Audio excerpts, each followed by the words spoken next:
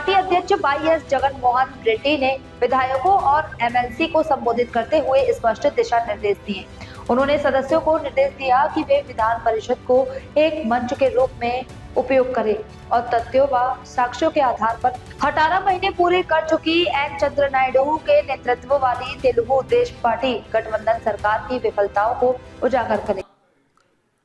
రాష్ట్ర ప్రజానికానికి తెలియజెప్పే కార్యక్రమంలో శాసన మండలిని వేదికగా చేసుకొని ముందుకు సాగాలని ఆయన చెప్పడం జరిగింది. శాసన మండలిలో మీరు మాట్లాడే ప్రతి మాట కూడా మనం నిజం మాట్లాడాలా, వాస్తవాలు మాట్లాడాలా, ప్రజలు పడుతున్నటువంటి ఇబ్బందుల్ని ఎత్తి చూపే కార్యక్రమంతో పాటుగా ప్రభుత్వం చేస్తున్నటువంటి అప్రజాస్వామిక కార్యక్రమాలన్నింటిని కూడా ఎండగట్టే విధంగా మీరు పూర్తి స్థాయిలో సబ్జెక్టుల మీద అవగాహన పెంచుకొని అంకెల రూపంలో మీరందరూ కూడా మాట్లాడాలని చెప్పి ఆయన ప్రత్యేకంగా చెప్పినటువంటి మాట. ఎందుకంటే మా నాయకుడు ఏం చెప్పినా కూడా 19 నుంచి 24 వరకు మన ప్రభుత్వంలో చేస్తున్నటువంటి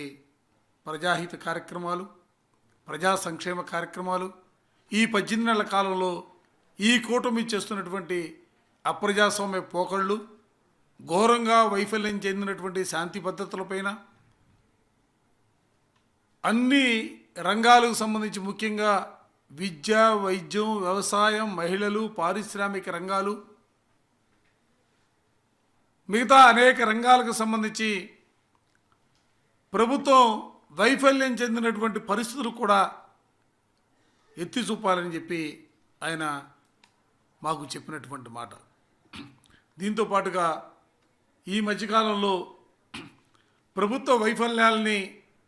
ప్రజల దృష్టి నుండి మరలించడం కోసం తీసుకొచ్చినటువంటి